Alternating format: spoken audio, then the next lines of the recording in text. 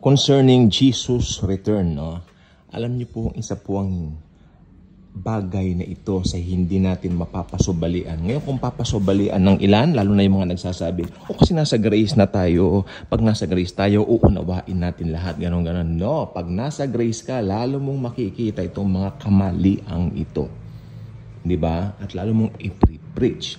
Dahil pag si Pablo nandito, i-preach din niya ito. Okay? So, merong pagkukorek sa grace. Okay? Some churches right now, okay, talagang makikita na po natin na paano ko ba ito uumpisahan na sabagay ma-open na dapat ma-open, pero hindi ko po intention yun dahil kayo nakikita nyo rin po, no? Mostly, yung kanilang mga focus more on gimmicks, more on mga palabas. Alam niyo tawag doon? Events. Hindi ko na makalimutan. Events. At more on mga parapol. Alam niyo po bang alam ko ang sinasabi ko? I was a part of a institutional church. Hindi naman ganun katagal, thank you Lord. Pero alam niyo po bang halos bulabungin kami kahit saan kami naroon. Parang hindi na kami makapag-function sa aming private lives dahil tawag doon ang ginagawa sa amin. Tumatakas na nga po kami. Parang pinapatay na namin yung mga telepono namin. Pero pinupuntahan kami sa bahay ng pastor. Paano naman yan? Anong gagawin mo? Then, ako po ang nagpasinaya ng lahat ay ako yung parang ginigimikan pa nga nila ako Puntahan ko raw yung pastor, magpaalam ako nung aalis na ako. Sabi ko naman sa isip ko, ba't ka naman siya pupuntahan? Then I consulted my sister, a born-again Christian also. She's based in the US. Sabi niya, ba't mo pupuntahan yun? Kanyang gano'n, ba't mo nang pupuntahan? May telepono naman tayo. Teleponohan mo na lang. Magpaalam ka. Sabi niya, what a bright idea. Diba? What a very anointing answer. Very anointed yun. Kasi yun talagang practical na dapat gawin. Sabi niya, baka pagka, kinausap mo pa yun. Sabi niya, baka gumawa pa ng dahilan, ganun, i-hold ka pa. Sige, huwag ka nang pupunta roon. Tama. Diba? Kasi sabi nung sekretary niya, magpaalam pa, puntahan mo yung pastor, ganun. Pero, the Lord is good, directed me to my sister na nag-suggest sa akin. Alam mo, pag nasa institutional church, kapag aalis ka na dyan, mahirap Parang meron kang tinatawag na bigat ng kalooban. Pero hindi naman yan ang point natin. The point here is, alam bang ginagawa mostly ng mga churches ngayon? Parang concert. Okay? Parang concert na ibang-iba na po. Ako bibigyan ko po kayo ng example, no? Tignan niyo po yung Hillsong. Palagay niyo, nakikinig ako ng mga bagong Hillsong. Yes, magandang lyrics, si Jesus pa rin, pero yung ganon na estilo, more on more on pop. Gusto nila maging popular na. Hindi na katulad dati nila Darlene Sheck na ang hangarin ma-praise si Jesus. Purihin ang Panginoon. Nagbabago ang panahon Hindi niyo po ba alam yan? Tsaka dati, naalala ko dati, pag may bagong labas yung Hillsong na CD, diretso na kami sa PCBS. Meron din sa SM nun sa Odyssey dati. Di ba? Mga CD, tapes nila, gano'n. But ngayon, wala na mga tapes, wala na mga CD, wala nang Odyssey.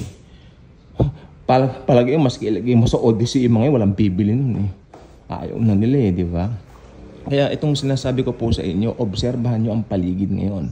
Sabi ng Biblia, pasama ng pasama ang mundo. May nangangaral daw, pabuti ng pabuti. Hindi po totoo yun, pasama ng pasama ang mundo. Yung diwa ng mga bata, ay kahapon lang po may kwento po ako sa inyo. Yung bata po na, may bata po na parang ibang klase ang ugali ng batang ito. Kilala po yung batang yan dito, may kayabangan. Kitang-kita namin, tumitingin sa amin, parang nakaganyan pa, parang ang yapang ng mga batang ito kako. Iba na yung diwa nila. Sabi naman ng matandang kasama namin kahapon, yan ang mga batang hindi nyo kailanman madadala sa Panginoon. I agree ako. Dahil pag ganyan ang asal, Satanas na talaga ang nag-i-influence sa mga yan. Ibang-iba na po. Lahat ng bata ngayon, I feel and I fear for them. I feel na parang gusto lahat maging popular. Tingnan nyo dito. Lahat meron silang sariling mga reels. Di ba? Sino ang pinopromote nila? Themselves. Mga sarili nila. Di ba? How about yung mga reels ko kawawa? Dahil wala namang nag-view. Kasi nagbasa lang ako ng Word of God. Nandun yung kumakain ako, di ba? Kumakain lang ako, tapos nire-reels ko pa. Tapos nagbasa ako ng Word of God, may contemplate. Wala! Pinakamataas kong views, 100 lang. Focus ako dito sa YouTube ko ako. Kasi ang sabi ko, nampisahan ko, ito talagang YouTube, itong Daily Good Vibes, binigay ni Lord talaga ito. 100%. End time ministry ito. Kaya alam nyo, ito tignan nyo yung paligid nyo, anong klase mga tao na ang nakikita nyo. Kayo mga nasa church, tanungin ko kayo, anong klase mga tao na nakikita nyo sa mga churches nyo? Baka may mga grace preacher na naman dyan. Tingnan mo, i-magnify mo yung maganda. Ay, hindi po. Hindi po totoo yun. Minamagnify mo yung maganda. Pero nakikita mo rin yung pangit eh. Di ba? Oo. Ano tayo? Huwag tayo magkukompromiso. Do not compromise. We know the grace of God, of course. Wala rin naman tayo sa law. Pero in the last days, makikita mo yung mga bagay na ganyan. Do not compromise. Di ba? Tapos may nagsabi pa yung Dear Satan. Ay, movie lang naman yun eh. Ganon, movie lang yun. Wow! Anong ini-infiltrate nung sa minds ng mga bata? O, di ba? Of course not. Hindi lang movie yun. There's something in there behind that.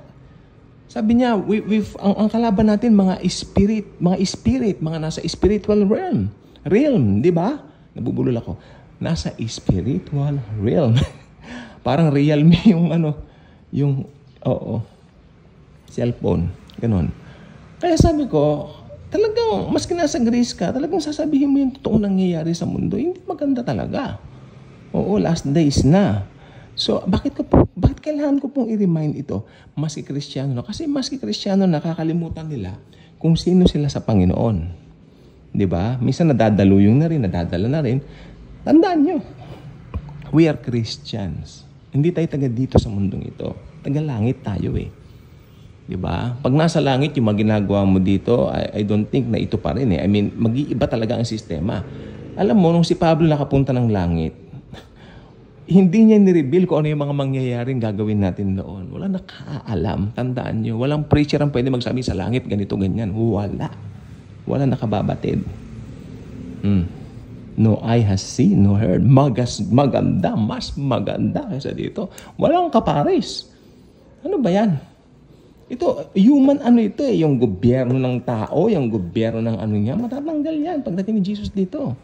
Ibang klase ang pamamahala niya sa millennial reign niya. Ibang klase.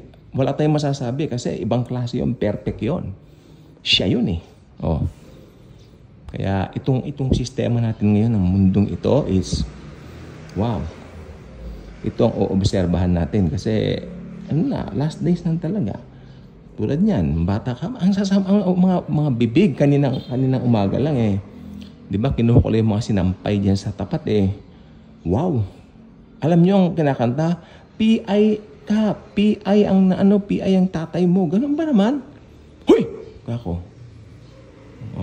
That's not good. Alam mo, ambassador of Christ tayo. Baka sabihin, self-righteous. Bahala na kayo. Palagay nyo, hindi nyo sasawatin? That's the kind of generation.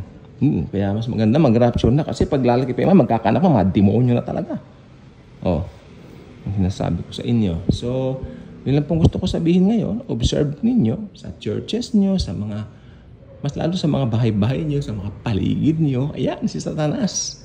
Diba? Siya ay nandito, naghahanap na magogoyo, madideceive. Last days, come on. Alam niyo po ba ang pinaka-imminent na susunod na mangyayari? Rapture. At pag na-rapture tayo, bahala na sila dito. Diba? Ngayon, habang church age pa, may pangangaral, dead ma sila, go. It's up to them. It's their choice. Wala tayong pakialam sa kanila kung ayaw nila makinig, hindi ba? Kasi importante, ginagawa natin yung ating tungkulin.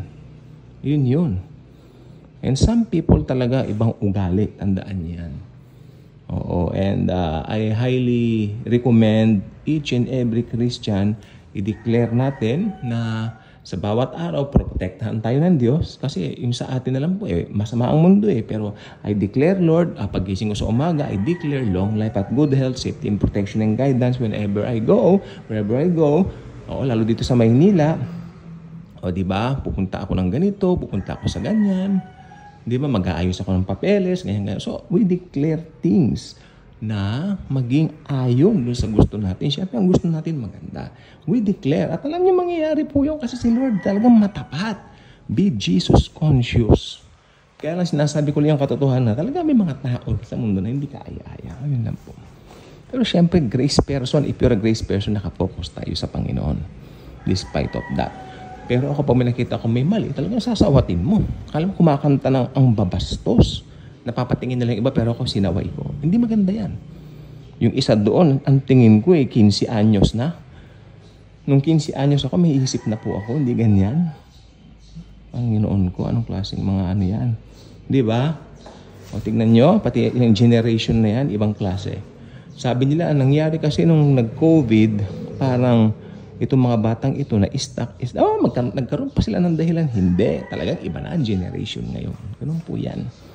Ipanalangin natin, mga anak natin, mga mahal natin sa buhay, please, pray for them. Okay, na makakilala sa Lord. Pero kung talagang darating na si Lord, magra-rapture na, wala tayong magagawa. And I hope mamayang gabi na po. Bye-bye.